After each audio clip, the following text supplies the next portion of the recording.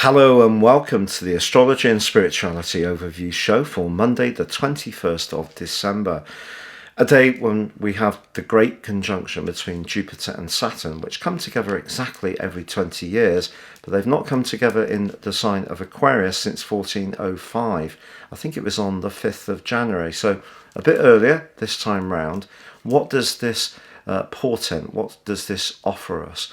It offers us the chance to embrace the concept of humanity, because the sign of Aquarius is about the collective. It is about friendship. It is about truth. It comes from the co-ruler of Uranus, but it's also about respect and traditions, which comes through Saturn. So Saturn's moving into one of its two home zones, but unlike Capricorn, where it is the only planet, and therefore it's in its dignity, here in the sign of Aquarius, it's co-present with with Jupiter. And I think Jupiter's about expansion. We know that every 12 years through Capricorn we can see a retraction. Now we're going to see much more conversation. I feel that communication, the air of Aquarius. Why is it the water carrier or the water bearer? It's very much to do with baptism. It's about higher ideals. We have an opportunity. COVID is our immediate challenge, but the bigger challenge is definitely inequality and the environment. And of course, we've got automation, robotics, technology coming in at such a speed, it could make personkind more redundant. So there's going to be huge shifts that are coming our way in the next few years. This isn't going to be a panacea, I don't believe, but it offers us a more constructive opportunity to start putting some of the things right that have really started to fail as the great Capricornian era has come to a close, which is very much about consumption. Now we're being asked to think very much about community, cooperation, collaboration.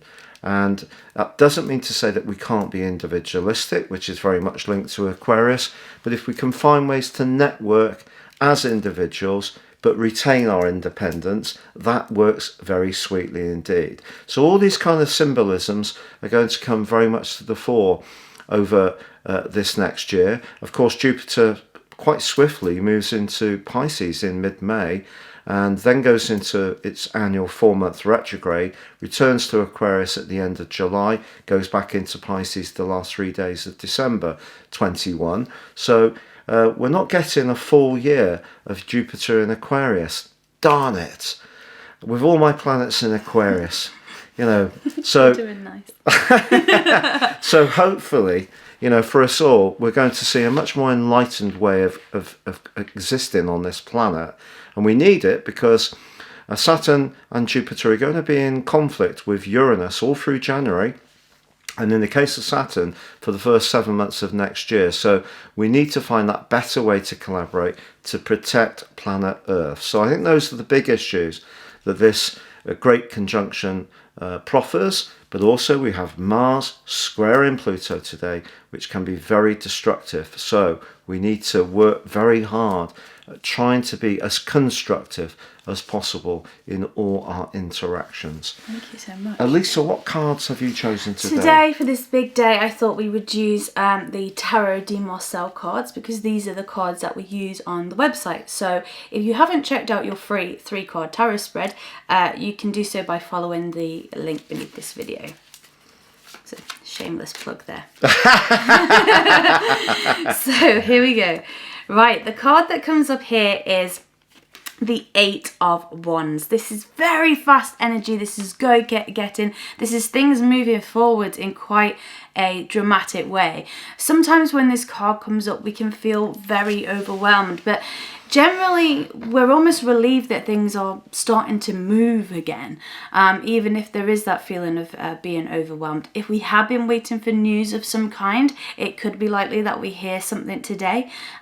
It's just about those gears being, taken up a notch, just getting that momentum going again and having that spark of a bit more fire in our hearts. It really wouldn't surprise me. I know some of my colleagues don't agree with this, but it really wouldn't surprise me if some kind of Brexit deal was struck around now.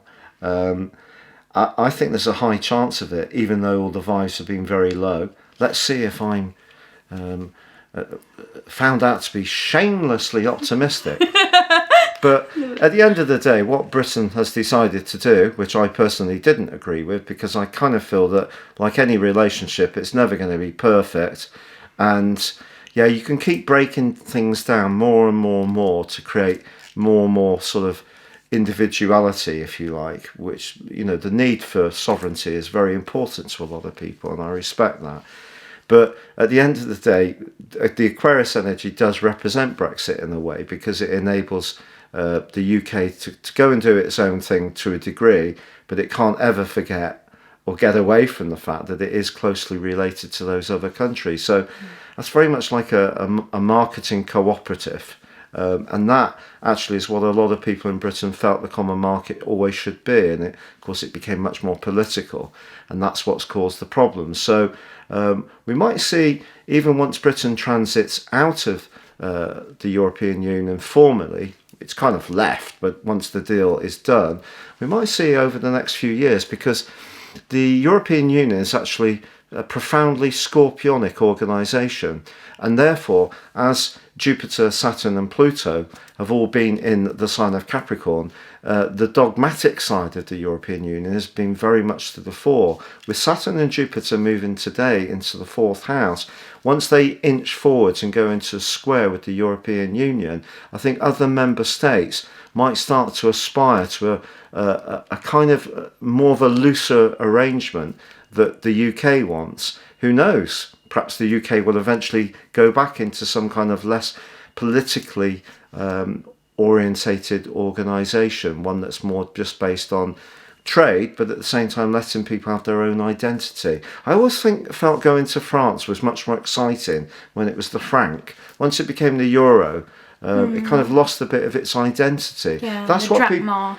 people are craving for identity, and it's not just in the UK. There is a strong desire for this across France, Germany more recently, but definitely Holland. There's quite a healthy a size of people who want this greater say on their own affairs. They don't want it to always be in some kind of straitjacket, political straitjacket. So we will see, but it's definitely a very, very important day for the world. And Elisa's card, the 8 of Wands, is suggesting that things can start moving. Well, let's hope that's all those containers and lorries that Yay! are blocking With your up Christmas presents. with the Christmas presents. Come on, where are you? Come We on. ordered you ages ago. Yeah. So from us, it is, Goodbye from me. and it's goodbye from me. Goodbye.